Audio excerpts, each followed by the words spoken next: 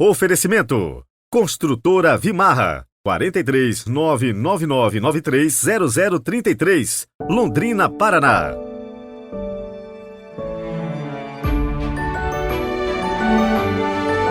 Olá, bom dia! Segunda-feira, 30 de janeiro de 2023. Sejam muito bem-vindos a mais uma semana. E ela tem tudo para dar certo, viu? E começando hoje, seguindo nos próximos dias, vamos iniciar o nosso podcast com um conselho do Papa São João XXIII sobre a serenidade. E vai nos ajudar ainda mais a viver os desafios do nosso dia. Então, vamos para o primeiro conselho.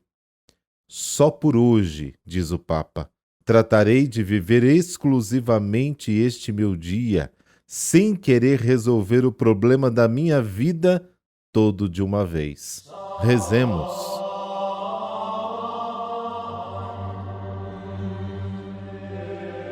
Pelo sinal da Santa Cruz, livrai-nos Deus, nosso Senhor, dos nossos inimigos. Senhor nosso Deus, que confiastes ao ser humano a missão de guardar e cultivar a terra, e colocastes o sol a seu serviço, dai-nos a graça de, neste dia, trabalhar com ardor pelo bem de nossos irmãos e irmãs. Amém.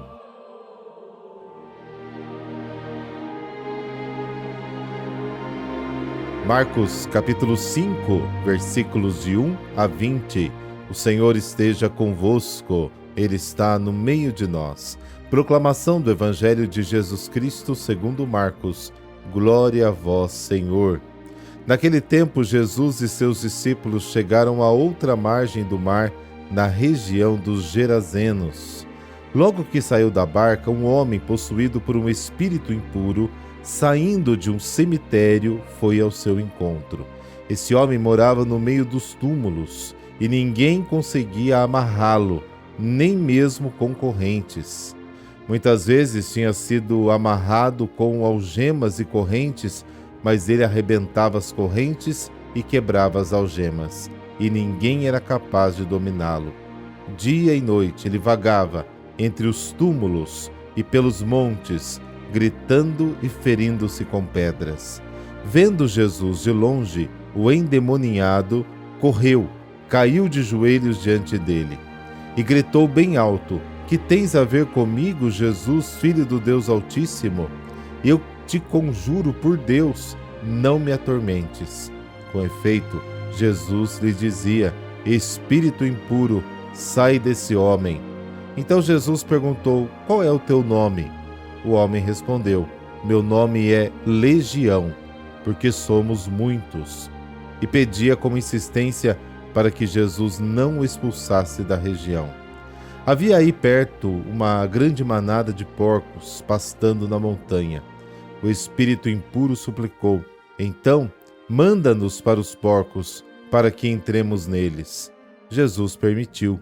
Os espíritos impuros saíram do homem e entraram nos porcos. E toda a manada, mais ou menos uns 2.000 porcos, atirou-se monte abaixo para dentro do mar, onde se afogou. Os homens que guardavam os porcos saíram correndo e espalharam a notícia na cidade e nos campos.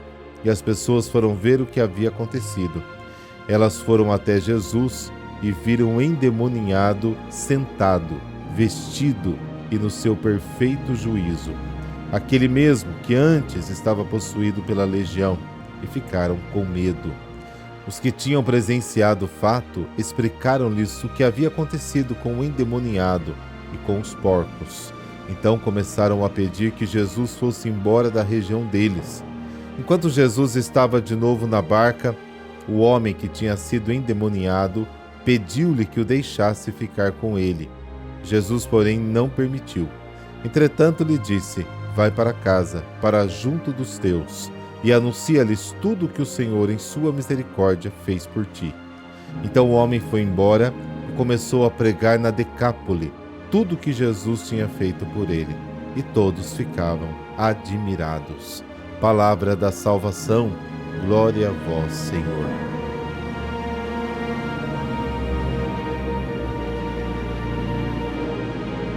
Já conhecemos o poder de Jesus contra os demônios. Várias citações bíblicas contam a história da expulsão.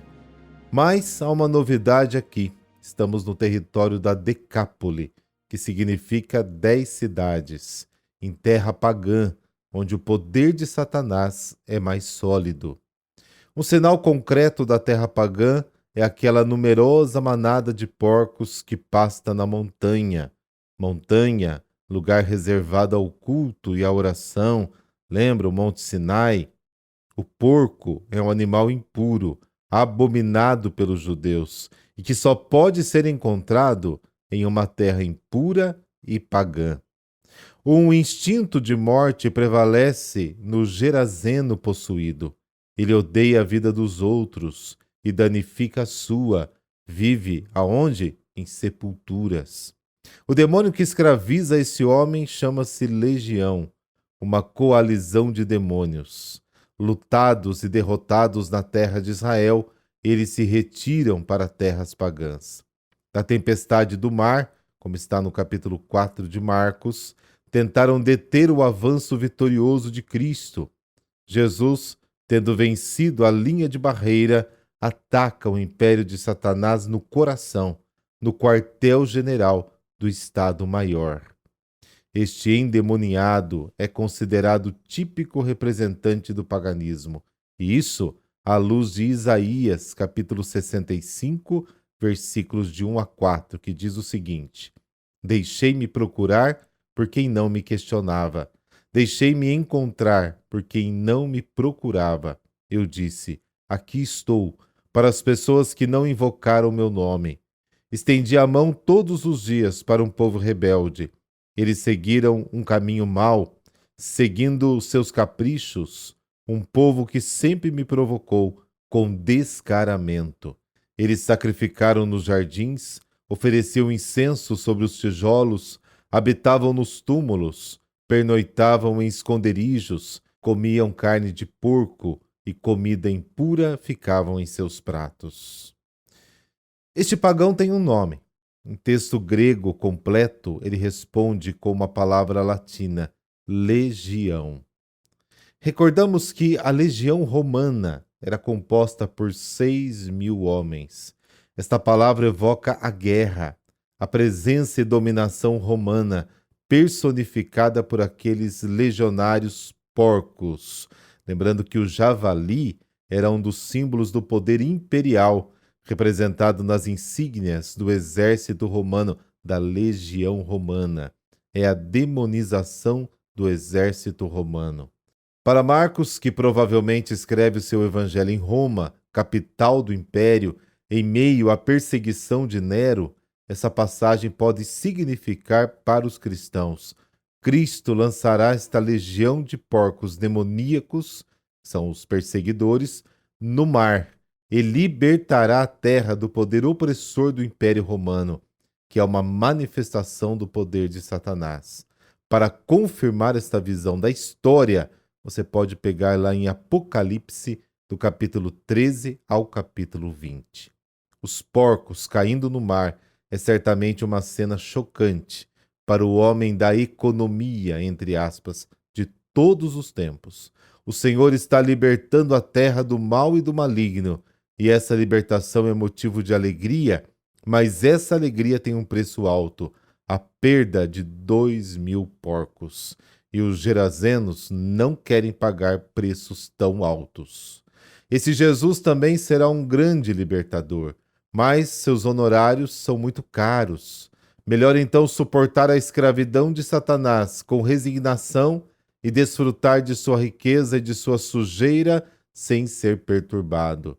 E a sua própria oração soa absurda e desconcertante. Começaram a rogar-lhe que abandonasse o seu território, como está no versículo 17. Os homens falam muito sobre liberdade e libertação, mas a rejeitam assim que percebem que há um preço a se pagar. Ao desejo do endemoniado curado de estar com Jesus, o Senhor responde enviando em missão. Tornou-se apóstolo porque é capaz de contar o que o Senhor lhe fez. Na verdade, toda a missão É isso aqui, é o próprio testemunho. O Evangelho é sempre a boa notícia do que Jesus fez por nós.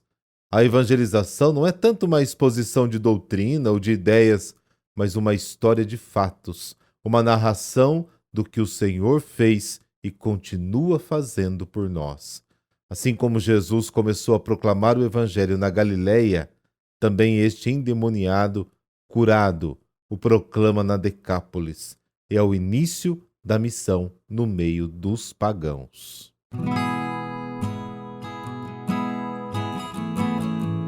Hoje a igreja celebra Santa Jacinta de Marescotti. Clarice era a segunda de 3 irmãs da família Marescotti, pertencente à nobreza italiana. Nasceu em 1585 em Vignanello, província de Viterbo, próximo a Roma. Recebeu requintada educação e boa formação cristã, que a princípio valorizou, mas, crescendo, agradou-se das vaidades do mundo. E, embora posta para ser educada no mesmo convento de religiosas, onde a sua irmã mais velha, a que levou uma vida santa, já estava, não demonstrava desejo de ser religiosa, entretendo-se apenas com futilidades. Voltou para casa e, bonita, culta, independente, levava uma vida cheia de luxo e vaidades, frequentando as diversões e festas da alta sociedade. Desejava se casar, interessou-se pelo jovem marquês de Capsuec. Este, porém, veio a desposar sua irmã mais nova, o que lhe causou grande decepção, despeito e inveja. E também revolta contra o pai. Na época, os casamentos muitas vezes eram decididos pelas famílias, casamentos arranjados, uma atitude altiva e insolente, aborrecendo com intratáveis caprichos. O pai a intimidou na tentativa de fazê-la religiosa, e no final ela acabou cedendo, tornando-se terciária franciscana, para não ficar enclausurada, lá no mosteiro de São Bernardino de Viterbo, onde recebeu o nome de Jacinta. Mas os seus gostos e caráter não mudaram com o seu estado, mesmo dentro do convento, vivia em vaidade e vaidade. Manteve o voto de castidade, porém desprezou os de obediência e pobreza. Mandou construir um quarto particular que mobiliou com luxo e decorou com suntuosidade, onde muitos amigos iam visitá-la. Usava roupas de seda e era servida por 2 noviças. Quanto aos deveres que a regra lhe impunha, somente os cumpria com negligência e por simples obrigação. Os defeitos, contudo, não haviam obscurecido totalmente algumas qualidades. Tinha um amor particular à pureza, um profundo respeito aos mistérios da religião e uma grande submissão à vontade dos pais, o que, aliás, a levou ao convento. Manifestações certamente de boa educação espiritual recebida na infância e abafadas, mas não mortas, na alma. Jacinta viveu assim, escandalosamente, por muitos anos, mas Deus dispôs as condições que a poderiam levar de volta ao bom caminho. O assassinato do pai, que a fez questionar a segurança proporcionada pela nobreza e pela riqueza, e depois uma grave doença, levaram Jacinta a mudar de vida. O perigo da morte a fez querer confessar-se, mas o sacerdote, chocado com o luxo absurdo e inoportuno do seu quarto, recusou-se a nele entrar para atendê-la e a repreendeu severamente. Assustada, impressionada e sinceramente arrependida, ela então fez entre lágrimas uma confissão geral da sua vida. Pediu humilde e heroicamente perdão às irmãs de comunidade, recebendo delas a promessa de orações e ajuda para perseverar na conversão, o que foi realmente necessário, pois não tão rapidamente a conseguiu. Ficou curada quase milagrosamente e, afinal, pela graça e pelos remorsos da consciência, tornou-se exemplo heróico de mortificação, pobreza e doação ao próximo até a morte. No convento, esteve atenta ao bem que também podia fazer fora. Durante uma epidemia que devastou Viterbo, fundou e dirigiu 2 associações, os Oblatos de Maria, com a ajuda financeira de velhos amigos, Uma recolhia esmolas para os convalescentes, os mendigos e os presos, e na outra os saconi, assim eram chamadas por usarem sacos de estopa durante o serviço, enfermeiros, ajudavam os doentes num hospital especialmente construído. As duas associações ainda existem em Viterbo. Tudo que Jacinta recebia, oferecia aos pobres. Seu exemplo levou muitos a retornarem à fé, da qual tinham se distanciado. Faleceu no dia 30 de janeiro de 1640 em Viterbo, com 55 anos, de um mal agudo e violento que em algumas horas a levou para o céu. Senhor Deus e nosso Pai, que sempre nos quer educar na verdade, concedei-nos por intercessão de Santa Jacinta Mariscotti a permanente coragem do arrependimento e conversão sinceras, a graça de resistir aos apelos do mundo e a humildade de cumprirmos fielmente todas as nossas tarefas. Amém. Agradeço de coração a sua companhia. A maioria das pessoas nos escutam no período da manhã, alguns bem cedinho. Então, muito obrigado e que a bênção de Deus Todo-Poderoso desça sobre você e sua família. Em nome do Pai, do Filho e do Espírito Santo. Amém. Boa semana. Fique na paz.